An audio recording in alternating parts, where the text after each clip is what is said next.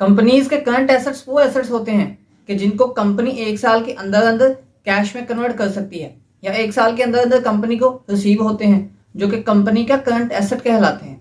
For example, अगर company ने कहीं short term investment mean 6 months की इन्वेस्टमेंट कोई की है तो कंपनी को विद इन 1 ईयर ही पैसे रिटर्न मिल जाने हैं, तो वो है कंपनी का करंट एसेट। इसी तरह कंपनी के पास पड़ा कैश, वो भी है उसका करंट एसेट।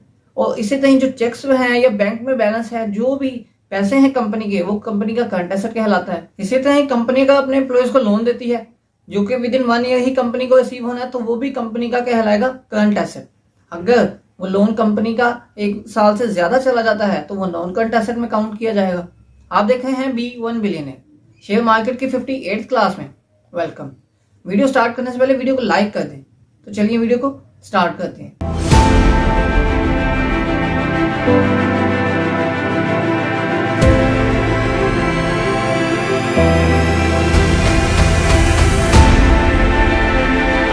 हमने कंपनी की बैलेंस शीट मीनिंग के स्टेटमेंट ऑफ फाइनेंशियल पोजीशन को स्टडी करना स्टार्ट किया हुआ था। तो ये वीडियो बैलेंस शीट का 6th पार्ट है, जो कि लास्ट पार्ट है बैलेंस शीट का। बैलेंस शीट इसके बाद कंप्लीट हो जाएगी। तो ये वीडियो बैलेंस शीट के सेकंड सेक्शन का सेकंड पार्ट, जो कि करंट एसेट है, उस पर है। तो हम उसी बैलेंस शीट को आगे लेकर चलेंगे। तो इस वीडियो में करंट एसेट्स जो कि कंपनी के इस स्क्रीन पर आपको दिखाई दे रहे हैं, ये है कंपनीज के करंट एसेट्स, जिसमें फर्स्ट ऑफ ऑल लिखा हुआ है stores, spare parts and loose tools. इसका मतलब है कि जो टूल्स, जो स्पेयर पार्ट्स कंपनी के प्रोडक्शन में यूज होते हैं, जिस तरह ये ऑटोमोबाइल की कंपनी है, तो कार बनाने में या कोई भी बड़ी गाड़ी या छोटी गाड़ी बनाने में जो स्पेयर पार्ट्स यूज होंगे, जो उसके लिए छोटे छोटे टूल्स यूज किए जाएंगे, जो वो चीजें इस सेक्शन में ऐड किए जाएंगे। फर्स्ट करें कि आप एक अलमीरा बनवाते हैं, उस अलमारी बनवाने में आपके बहुत ज्यादा लकड़ी के बाद जो चीज यूज होने वाली है वो है थोड़े से कील, थोड़ी सी ग्लू, ये चीजें। अभी जो थोड़ा थोड़ा सी चीजें यूज हो रही हैं, इनको स्टोर, स्पेयर पार्ट्स वगैरह कह सकते हैं। तो करंट एसेट के फर्स्ट पार्ट जो कि store, spare parts and loose tool था, उसकी वैल्यू है तकरीबन 6,84,000, जिसकी detail notes to the financial statement में नोट 25 पर दी गई है। तो हम नोट 25 को देखते हैं। तो इस नोट 25 में लिखा हुआ है stores, spare parts and loose tools, जिसके आगे मजीद डिटेल इन्होंने एलैबोरेट किया है 25.1 एंड 2 में। तो 25.1 में जो इन्होंने store, spare parts and loose tools को लिखा है, वो कहते हैं कि ये इंटरचेंजेबल नेचर है, कि मीन इन्होंने यूज ही होना है। तो इसी तरह इसका 25.2 पार्ट भी इन्होंने एलैबोरेट किया है थोड़ा सा।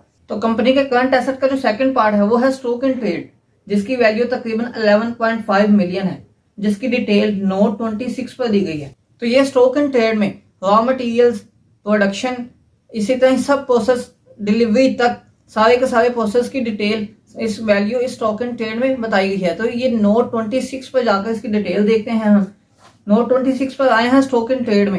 रॉ मटेरियल्स की जो वैल्यू है वो है तकरीबन 8.8 मिलियन। आगे है वर्क इन प्रोसेस, मीन के कार इन प्रोसेस हैं, कार बन रही है, वर्क इन प्रोसेस में जो इसकी वैल्यू है वो है 7,51,000। और इसी तरह फिनिश्ड गुड्स, मीन के कंपनी को ये कार बनने के बाद, मतलब कि जो ऑटोमोबाइल इंडस्ट्री है, इसने अपनी जो प्रोडक्ट है वो बनाने के बाद जो डीलर्स को देनी है, फिनिश करने के बाद, मीन के फुल तैयार होने के बाद डीलर्स के पास जाएगी। इसी तरह आगे मैन्युफैक्चरिंग एंड ट्रेडिंग वगैरह की डिटेल है। जिस तरह मैंने आपको बताया था कि हर कंपनी, चाहे इंडस्ट्री एक हो, हर कंपनी की जो बैलेंस शीट होती है वो डिफरेंटली लिखी जाती है। हर कंपनी डिफरेंटली अपनी बैलेंस शीट को लिखती है। तो ये स्टॉक इन ट्रेड ये इस कंपनी में तो सिंपल लिखे हुआ था, और मैं ये दूसरी कंपनी की बैलेंस शीट में से ये स्टॉक इन ट्रेड का ऑप्शन आपको दिखाता हूँ, पोर्शन।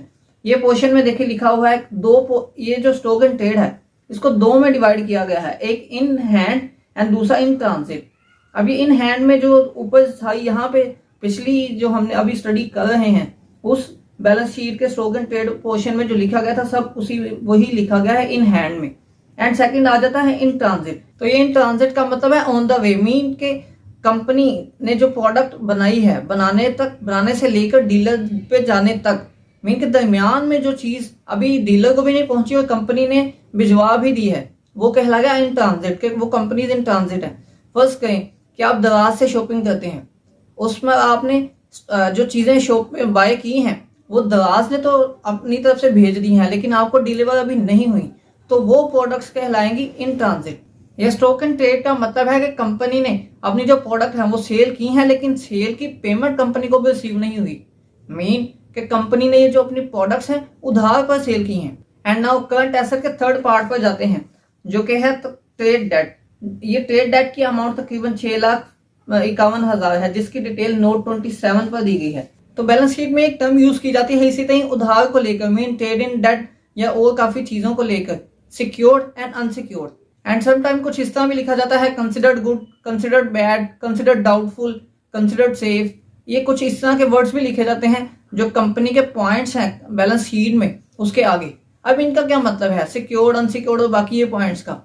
अब फर्ज करें कि कंपनी ने उधार पर कोई चीज दी है और कंपनी ने उसका कोई कोलैटरल, मीन कि उस पर कोई गिरवी चीज नहीं रखी। फर्ज करें कि आप बैंक से लोन लेने जाते हैं, तो बैंक से लोन लेने पर बैंक आपको कहता है कि आप उस जितना लोन चाहिए आप उसका कोलैटरल भी हमें प्रोवाइड करें, कि अगर आप लोन ना दें तो हम उस चीज को सेल करके अपने पैसे पूरे कर सकें। वो घर की रजिस्ट्री हो सकती है, दुकान के कागजात, या कुछ भी आपकी फैक्ट्री के कुछ भी डॉक्यूमेंट्स वगैरह जो उस वैल्यू के होंगे, जो जो वैल्यू आप लोन बैंक से लेना चाह रहे हैं।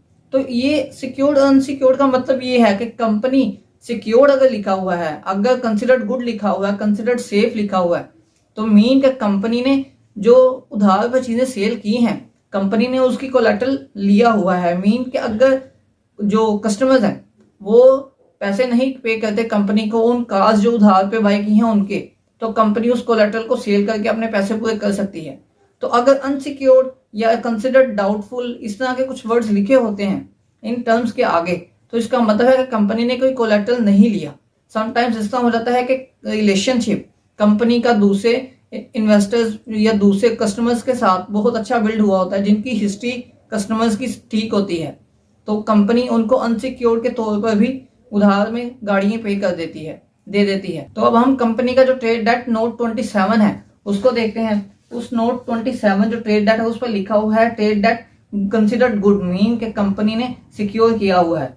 27.1 इस पर उसकी डिटेल है, जो कि related party Hyundai Nishad Motors private limited को कंपनी ने 11,899 की जो व्हीकल्स अपने जो प्रोडक्ट्स हैं वो सेल आउट की हुई हैं उधार पर, और इसी तरह आगे पॉइंट्स एलैबोरेट किए गए हैं।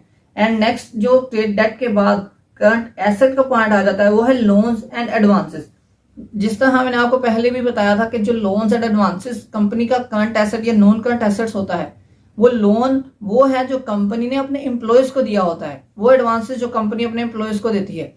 फर्स्ट कहें सैलरी लोन, हाउस लोन, इस तरह के जो लोन्स है जो कंपनी ने अपने एम्प्लॉयज को दिए हैं, ये वो ऐड किए गए हैं। अब ये करंट एसेट में अगर ऐड किए गए तो मीन के कंपनी को ये जो लोन्स एंड एडवांसेस है इसी साल इसी फाइनेंशियल ईयर में रिसीव हो जाएंगे। तो इसकी डिटेल हम देखते हैं, जिसकी डिटेल नोट 28 पर दी गई है। तो नोट 28 पर जाकर भी देखें, current portion of long term loans to employees, mean company ने लॉन्ग टर्म लोन दिए हुए हैं तो उसका करंट पोर्शन मतलब जो इस फाइनेंशियल ईयर में रिसीव होना है कंपनी को वो लिखा गया है। और इसके आगे जो एडवांसेस टू एम्प्लॉयज आगे कंसिडर्ड गुड के मतलब सिक्योर है, एंड एडवांसेस टू सप्लायर्स आगे ये भी लिखा हुआ है कंसिडर्ड गुड, जिसकी डिटेल आगे नोट 28.1 एंड 28.2 पे दी गई है। तो इसकी वैल्यूज भी आगे मेंशन है। And advances to suppliers, mean company ने जो सप्लायर्स हैं उनको भी एडवांस अमाउंट्स पे की हुई हैं, तो यहाँ लिखा है कंसिडर डाउटफुल। तो ये ऐसी जो चीज है अनसिक्योर्ड जो चीजें हैं वो हम जैसे इन्वेस्टर्स आप मैं जो इन्वेस्ट कंपनी में करने जा रहे हैं उनके लिए ये थोड़ी सी परेशानी वाली, थोड़ी सी तंग करने वाली बात है कि कंपनी ने अगर अनसिक्योर्ड कोई उधार दिया है किसी को तो क्यों दिया है। अगर चाहे कोई गवर्नमेंट ऑर्गेनाइजेशन या कोई भी ऑर्गेनाइजेशन हो, लेकिन कंपनी को कोई ना कोई कोलेटरल रखना चाहिए, अपने को सेव रखना चाहिए। तो ये चीजें बड़ी मैटर करती हैं कि बैलेंस शीट में हम इन चीजों को देखें। तो यहाँ पर जो लिखा हुआ है कंसिडर डाउटफुल, इसका मतलब है कि कंपनी ने जो उधार में प्रोडक्ट अपनी सेल की है उसका कोई कोलेटरल नहीं रखा, कंपनी सिर्फ ये देख रही है कि कंपनी को मिल जाएंगे, कंपनी होप पर है। तो इसी तरह जो नेक्स्ट पॉइंट आ जाता है वो इसी तरह less provision of doubtful advances जो इस करंट ईयर फाइनेंशियल ईयर में जो कंपनी को रिसीव होना है। एंड नेक्स्ट जो पॉइंट आ जाता है trade deposits and short term pre payments.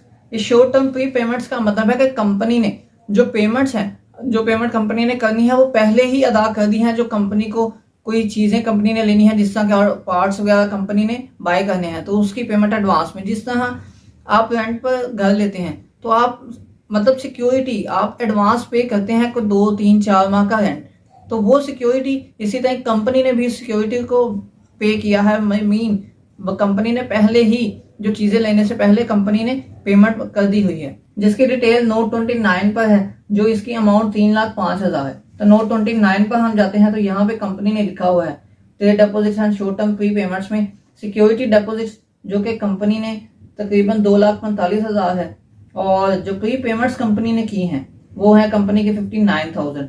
तो ये आगे उन मजीद पॉइंट्स में इलेबोरेट की गई है 21 पॉइंट में। अब नेक्स्ट पॉइंट जो आता रहता है वो है बैलेंसेस विद स्टेटरी अथॉरिटीज, मीन के कंपनी के जो गवर्नमेंट ऑर्गेनाइजेशंस या कानूनी इसी तरह ही अथॉरिटीज हैं उनके साथ जो पेमेंट्स कंपनी ने रिसीव करनी है, इसकी डिटेल जो नोट 30 पर जाते हैं, जो कि तकरीबन 6.1 मिलियन कंपनी को इस साल रिसीव होना है, जो कि करंट एसेट में कंपनी ने ऐड किया हुआ है।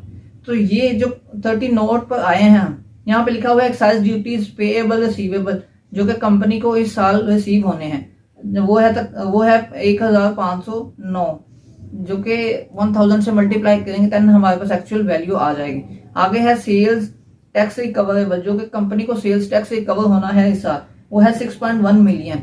इससे तो less provision of doubtful claims, जो कि डाउटफुल क्लेम्स थे कंपनी के, वो भी रिसीव होने हैं कंपनी को, जो कि 34,000। मीन के कंपनी ने आगे जो ये जो ब्रैकेट में अमाउंट लिखेगी है 34,000, ये कंपनी ने रीपे करनी है, मीन के कंपनी की से आउटफ्लो होगा ये। अभी जो नोट 30 है ये मजीद इलेबोरेट किया गया है 30.1 में, उसमें लिखा गया है कि कंपनी ने जो टैक्सेस हैं वो रिफंड करवाने हैं, रिकवर करवाने हैं, वो डिप्टी कमिश्नर्स वगैरह से जो इनलैंड रेवेन्यू के हैं। तो उसका केस हाई कोर्ट में चल रहा है। मीन के 2016 से इस कंपनी ने जून से लेकर आई थिंक नवंबर तक जो अपनी प्रोडक्ट्स थी वो कंपनी ने सेल आउट की उधार पर, लेकिन उसकी जो पेमेंट है वो कंपनी को इस साल रिसीव होनी है। कंपनी को होप है, मीन कंपनी को उम्मीद है कि रिसीव हो जाएंगी, जो कि हाई कोर्ट में केस चल रहा है। तो ऐसी अगर कंपनीज में चीजें आए तो आप उस कंपनी से परहेज करें एंड देखें उसकी हिस्ट्री कि कंपनी ने अगर ये केसेस चल रहे हैं या कंपनी अगर पैसे रिसीव करने हैं कंपनी ने और वो पहले दिए ही क्यों थे कंपनी ने, तो ये चीजें आपने सब देखनी है। और उसके बाद जो करंट एसेट्स में नेक्स्ट पॉइंट आ जाता है वो है other receivables. Other receivables company के वो होते हैं जो छोटे छोटे रिसीवेबल्स, मीन कंपनी ने को थोड़ी थोड़ी सी अमाउंट रिसीव करनी होती हैं, वो अदर रिसीवेबल्स में आ जाती हैं। तो ये अदर रिसीवेबल्स की जो डिटेल है वो नोट 31 पर दी गई है, जिसकी अमाउंट है तकरीबन 92.9,000। तो ये 31 जो नोट है इस पर जाते हैं हम, अदर रिसीवेबल की डिटेल भी थोड़ी सी देख लेते हैं। तो ये क्लेम्स रिसीवेबल फ्रॉम सप्लायर्स से जो कंपनी ने रिसीवेबल करने हैं, मीन रिसीव करने हैं। एंड आगे जो है interest accrued, mean accrued return मैंने आपको बताया था कि कंपनी का वो पैसा होता है जो कंपनी प्रोडक्ट्स तो सेल कर चुकी होती है लेकिन कंपनी को उनके पैसे रिसीव होने होते हैं, वो कंपनी का एक्रूड रिटर्न कहलाता है। एंड नेक्स्ट पॉइंट जो करंट एसेट्स में आ जाता है वो है tax refunds due from the government, mean के कंपनी के जो टैक्सेस रिफंड होने हैं कंपनी की तरफ मुझ आते हैं वो कंपनी ने रिसीव करने हैं। तो इसके अमाउंट है 69,000। ये टैक्स रिफंड्स मीन कि कंपनी अगर ओवर पे कर देती है टैक्स तो वो tax next year tax relief की मद में कंपनी को जो टैक्सेस हैं वो रिसीव हो जाते हैं। कंपनी नेक्स्ट ईयर आधा टैक्स पे करेगी। फर्स्ट कहें कि कंपनी ने 1 लाख टैक्स पे करना था, कंपनी ने 1.5 लाख टैक्स पे कर दिया, तो जो 50,000 है जो एक्स्ट्रा पे किया है कंपनी को वो नेक्स्ट ईयर टैक्स रिलीफ की मद में मिल जाएगा। तो नेक्स्ट ईयर भी कंपनी को 50,000 पे करना पड़ेगा। एंड नेक्स्ट पॉइंट जो करंट एसेट्स का है उस पर जाते हैं, जो क्या है शॉर्ट टर्म इन्वेस्टमेंट्स, मीन के शॉर्ट टर्म इन्वेस्टमेंट जो कंपनीज ने की हुई हैं। एंड करंट एसेट्स का जो लास्ट पॉइंट आ जाता है वो है cash and bank balances, mean के कंपनी के पास कैश कितना पड़ा है, कंपनी के पास चेक कितने हैं और कंपनी के बैंक में कितना बैलेंस पड़ा हुआ है। तो इसकी डिटेल हम देख लेते हैं जो कि नोट 33 पर है। तो ये कंपनी का 1.2 मिलियन है। तो नोट 33 पर हम जाते हैं, उसमें डिटेल दी गई है in hand, mean in hand जो कंपनी के पास है वो है कैश 16,000 एंड जो चेक कंपनी के पास पड़े हैं वो है 30,000। एंड एट द बैंक जो बैंक में पड़े हुए हैं वो करंट अकाउंट में तकरीबन पड़े हैं 6,27,000 एंड जो कंपनी के डिपॉजिट्स अकाउंट में है वो है 6,07,000। तो ये कंपनी का कैश एंड बैंक बैलेंसेस से। तो जहां भी इन्वेस्टमेंट का नाम आता है वहां इन्वेस्टमेंट के नाम के साथ स्टडी का नाम लाजमी यूज किया जाता है। आप जिस भी कंपनी में लॉन्ग टर्म इन्वेस्टमेंट करना चाहते हैं उस कंपनी की बैलेंस शीट्स, उस कंपनी की पूरी फाइनेंशियल स्टेटमेंट्स, उस कंपनी का पूरा आउटलुक देखें कि वो कंपनी इन फ्यूचर कैसा परफॉर्म कर सकती है, देन आप उस कंपनी में लॉन्ग टर्म इन्वेस्टमेंट करें। हमने कंपनीज की बैलेंस शीट के आगे पार्ट्स वगैरह एंड मजीद जो फाइनेंशियल स्टेटमेंट्स थी उनको कवर कर लिया।